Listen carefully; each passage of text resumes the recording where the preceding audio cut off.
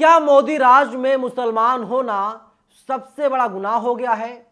जिस कन्हैया लाल पर भारतीय जनता पार्टी राजनीति कर रही थी, पता चलता है दर्जी कन्हैया लाल के हत्यारे का संबंध भारतीय जनता पार्टी से है।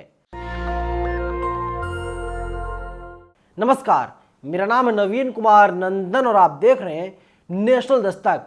मुसलमान अब प्यार नहीं कर सकता, मुसलमान अब मोहब्बत नहीं कर सकता।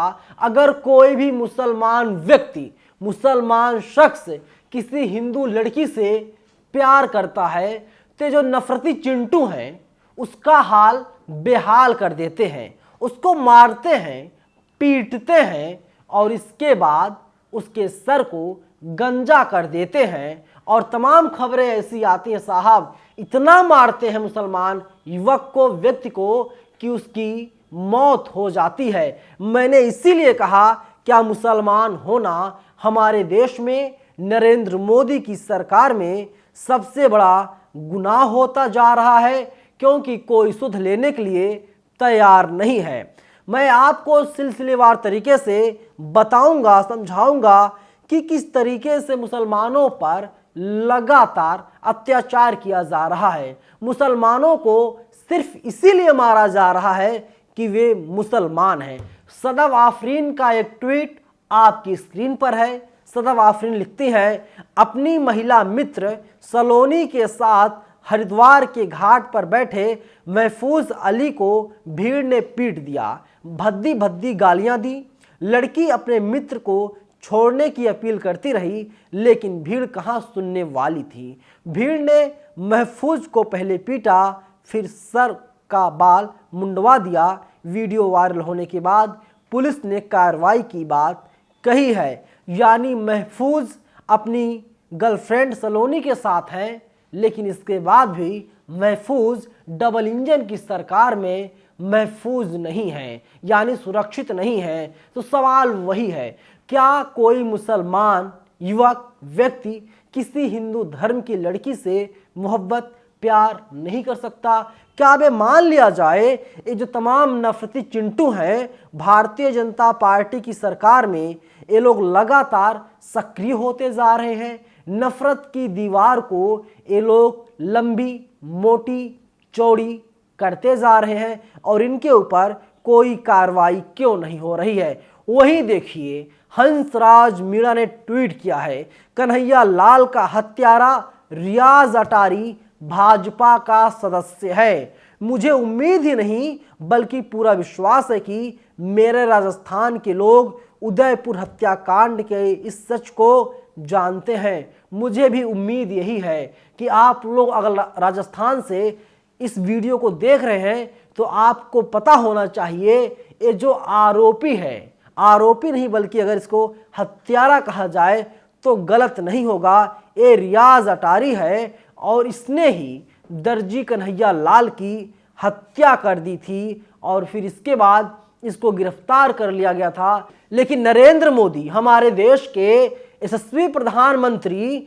जब राजस्थान जाते हैं तो दर्जी कन्हैया लाल को याद करते हैं। लेकिन अभी तक नरेंद्र मोदी ने ये बात हमको, आपको यानी हम सबको नहीं बताई कि भारतीय जनता पार्टी ने कितने रुपयों की मदद और किस तरीके से दर्जी कन्हैया लाल की मदद इन भारतीय जनता पार्टी के नेताओं, कार्यकर्ताओं, प्रधानमंत्री और तमाम नेताओं ने किया। लेकिन इतना जरूर है, दर्जी कन्हैया लाल पर लगातार राजनीति हो रही है। भारतीय जनता पार्टी दर्जी कन्हैया लाल के मुद्दे पर चुनाव लड़ती हुई दिखाई दे रही है।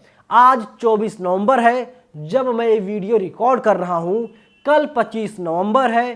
कल ही राजस्थान में 200 में से 199 विधानसभा की सीटों पर मतदान होने जा रहा है और नरेंद्र मोदी ने हिंदू और मुसलमान करने की कोशिश की। लेकिन साहब सच तो ये है कि जो हत्यारा है, जो मास्टरमाइंड है, जिसने दर्जी कन्हैया लाल की हत्या की थी, दरअसल वो भाजपाई है। उसके तार भारतीय जनता पार्टी से जुड़े हुए हैं। आप सोच रहे होंगे दर्जी कन्हैया लाल केस क्या है। बीजेपी के एक नेता हैं, प्रवक्ता हुआ करती थी, उनका नाम है नुपुर शर्मा। नुपुर शर्मा ने विवादित बयान दिया था। इसके बाद पूरे देश में हंगामा मचा और फिर इसके बाद कुछ गुंडों ने दर्जी कन्हैयालाल की हत्या कर दी थी। और हत्यारा किस तरीके से भारतीय जनता पार्टी के लिए काम करता था, अभी भी भारतीय जनता पार्टी में है, लेकिन इस मुद्दे पर बीजेपी खामोश है। नरेंद्र मोदी भी इस पर कुछ नहीं बोल रहे हैं, लेकिन इतना जरूर है कि नरेंद्र मोदी इसको राजनीतिक मुद्दा बनाने की कोशिश कर रहे हैं। अब आप देखिए, आज तक की आपको मैं खबर दिखा देता हूं। आज तक लिखता है उदयपुर का कन्हैयालाल हत्याकांड करीब 1.5 साल बाद चुनावी मुद्दा बन गया है। इस जघन्य हत्याकांड को लेकर बीजेपी और कांग्रेस आमने सामने है और एक दूसरे को कन्हैयालाल की हत्या का जिम्मेदार ठहरा रहे हैं।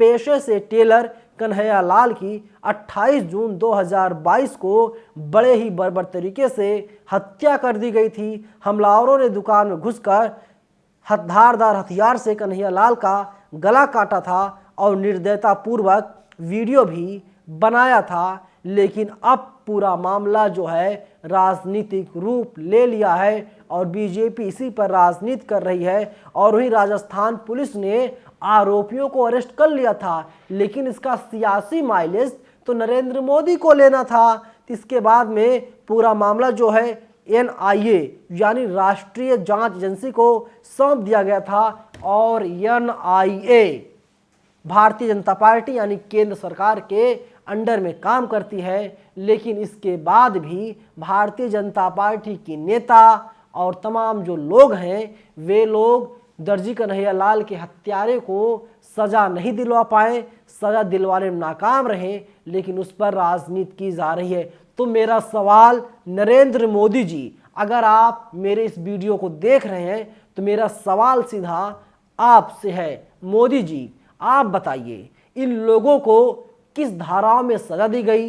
इन लोगों को क्या फांसी के फंदे पर नहीं चढ़ाया जाना चाहिए था? आप बताएंगे कि उत्तर प्रदेश के मुख्यमंत्री योगी आदित्यनाथ बुलडोजर चलवाते हैं आरोपियों के घर पर, दोषी नहीं आरोपियों के घर पर साहब, अगर मुसलमान होता है तो। लेकिन यहाँ पर इन आरोपियों के घर पर बुलडोजर क्यों नहीं चला? और ये तो हत्यारा है साहब, क्यों नहीं चला? आप इस पर राजनीति कर रहे हैं। एक पत्रकार होने के नाते मैं आपके ऊपर आरोप नहीं लगा रहा हूं, लेकिन मैं आपको सच से रूबरू करवा रहा हूं।